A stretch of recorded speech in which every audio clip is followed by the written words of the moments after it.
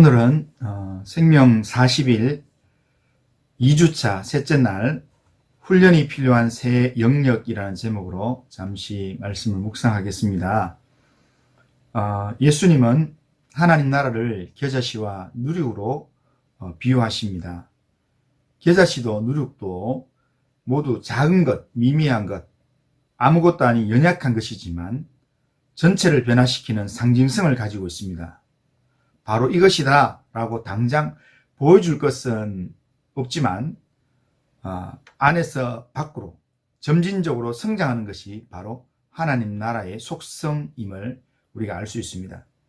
이는 신구약 전체를 통해서 명백하게 흐르는 하나의 중요한 흐름입니다. 구약에서 이스라엘이란 나라는 실제로 보잘것 없었습니다. 당시 애굽, 아수르, 바벨론 제국에 비하면 너무나 미약하고 겨자씨와 같은 나라였습니다. 하나님은 이런 이스라엘이 다윗왕 치하에서 지중해 연안 전체에 영향을 끼치고 또 솔로몬 치하에서는 성전을 건축하게 하셨습니다.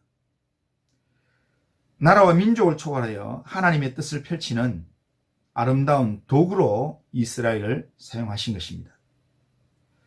신약에 와서 보면 우리에게 주님이시며 교회 머리이신 예수님에 대해서 우리가 충격적인 모습을 볼 수 있습니다. 예수님의 이 메시아 되심을 예언하면서 이사야 53장 2절에는 이렇게 예언하고 있습니다. 연한 순 같고 마른 땅에서 나온 뿌리 같아서 고운 모양도 없고 풍채도 없은즉 우리가 보기에 흠모할 만한 아름다운 것이 없도다 라고 예언했습니다. 이 예언의 말씀대로 예수님께서 이 땅에 오셨는데, 예수님께서 이 땅에 오셨을 때 주님의 그 모습은 당시 사람들에게 전혀 매력적이지 않았던 것 같습니다. 그래서 아무도 주님을 영접하지 않았습니다. 하지만 그 주님을 통해서 복음의 역사가 펼쳐졌습니다. 그리고 예수님의 제자나 바울 역시 인간적인 면에서 보면 초라한 그런 존재들이었습니다. 하지만 제자들과 바울이 전한 이 복음 앞에 결국 로마 제국이 백기를 들게 되었습니다. 하나님께서는 작고 연약한 것으로 전체를 변화시키시는 분이십니다. 따라서 훈련에 임할 때마다 우리는 다음과 같은 마음의 소원과 기도의 제목을 우리가 가지고 기도해야 합니다. 하나님, 저는 모든 면에서 초라하고 부족한 인생입니다. 그러나 작은 것으로도 전체를 부풀게 하시는 하나님의 나라의 비밀과 속성이 내게도 나타나게 주옵소서. 이것을 나의 마음의 소원으로 삼고 기도의 제목으로 삼고 하나님 앞에 기도드린다면 때가 되면 하나님께서 작은 자가 천을 이루고 연약한 자가 강국을 이루게 되는 하나님의 역사를 우리가 경험하게 될 것입니다. 여기서 말하는 작은 자 또 연약한 자는 겨자씨와 누룩을 의미한다고 할 수 있습니다. 훈련을 받고 있는 생명 40일 이 기간 동안에 장차 하나님 나라의 놀라운 역사가 우리 가운데 펼쳐지도록 그렇게 사모하면서 훈련을 잘 받으시기를 주님의 이름으로 축원합니다. 오늘 마태복음 13장 44절 이하에 보면 천국의 비유가 나옵니다. 천국은 마치 밭에 감추인 보화와 같다. 그리고 진주를 구하는 장사에게 진주와 같다. 그렇게 이야기합니다. 이 밭에 감추인 보화는 하나님 나라의 무의도성을 말합니다. 내가 어떤 각오를 하고 계획을 세워 실천하다가 보화를 발견한 게 아니라는 것입니다. 밭을 가는데 우연히 보화를 발견한 것입니다. 하지만 이 보화를 위해서 전 재산을 처분하는 것은 하나님 나라의 의도성을 우리에게 말해줍니다. 하나님은 우리에게 극히 값진 보화를 발견하는 축복도 주시지만 우리에게는 가장 중요한 것을 위해서 덜 중요한 것을 포기하는 의도적 결단도 요구하신다라는 겁니다. 생명 40일 동안에 세상에서 덜 중요한 것을 포기하는 데까지 우리가 훈련을 받으면서 더 중요한 하나님의 생명, 하나님의 은혜를 훈련하고 붙들고 의지하는 일에 전적으로 시간을 투자할 수 있길 바랍니다. 그러면 우리가 무엇을 어떻게 훈련해야 되겠습니까? 우리가 그리스도를 닮아가는 훈련해야 되고 우리가 교회입니다 라는 이름으로 살기 위해서는 그리스도를 닮아가는 훈련을 해야 되는데 세 가지 영역에서 훈련을 해야 합니다. 첫 번째는 영성 훈련입니다. 이 영성 훈련은 성령께 의존하는 훈련입니다. 주님을 깊이 체험하는 훈련입니다. 성령은 우리를 모든 진리 가운데로 인도해 주십니다.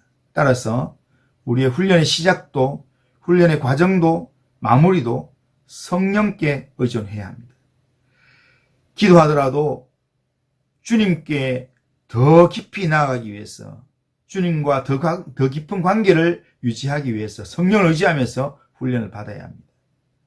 찬양을 하더라도 주님과 더 깊은 관계로 나아가기 위해서 성령을 의지해 성령 안에서 우리가 찬양해야 합니다. 그렇게 영성 훈련으로 그렇게 훈련해 나갈 때 우리는 그리스도를 닮아갈 수 있습니다. 그리고 두 번째는 균형 잡힌 인격 훈련입니다. 신앙 훈련에서 가장 강조되는 훈련은 바로 섬김의 훈련입니다.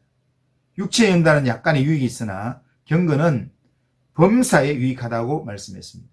따라서 망령되고 허탄한 신화들을 버리고 경건에 이르도록 자신을 연단하는 데까지 우리가 나아가야 됩니다. 직분과 직책으로도 우리가 일을 할 수는 있습니다.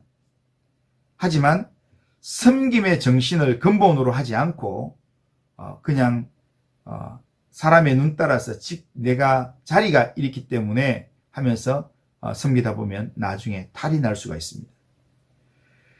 인격 훈련이 섬김의 훈련으로 이어질 때 주님을 닮은 모습으로 주님처럼 우리가 훈련받아서 섬기게 될 때 그럴 때 많은 일들을 감당하고도 우리는 내가 해야 될 일을 했을 뿐입니다 라고 겸손하게 우리 영적 반응을 하게 된다는 겁니다. 이런 훈련을 주님이 우리에게 원하신다는 겁니다. 마지막으로 우리가 해야 될 훈련은 지성훈련입니다. 하나님은 우리 인간을 하나님의 형상대로 창조하셨습니다.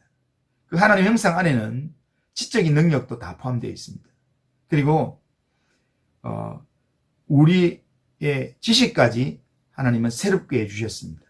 바울은 골로새서 3장 10절에서 우리를 지식에까지 새롭게 하심을 입은 자로 규정하고 있습니다. 그런가 하면 베드로후서 3장 18절에서 베드로는 우리 주 곧 구주 예수 그리스도의 은혜와 그를 아는 지식에서 자라가라 라고 권면하고 있습니다. 이처럼 지혜의 신이며 진리의 영이신 성령의 인도를 받으면 지성이 새로워집니다. 지성은 인간이 하나님께 받은 선물 가운데 가장 탁월하다고 손꼽히는 것 중에 하나입니다. 또 지성은 하나님 나라의 진리를 발견하게 하고 성경을 기록하며 세상을 다스리는데도 큰 역할을 했습니다. 그렇기 때문에 우리는 이 영적 훈련을 통해서 하나님을 알아가고 또 주님을 알아가는 지성을 연마하고 하나님께 영광을 돌리는 데까지 나아가야 합니다. 우리 앞에서 다룬 세 가지 훈련의 영역, 즉 영성훈련, 인격훈련, 지성훈련의 조화를 이루어서 이 땅에 하나님이 원하시는 씨를 우리가 뿌릴 수 있어야 합니다.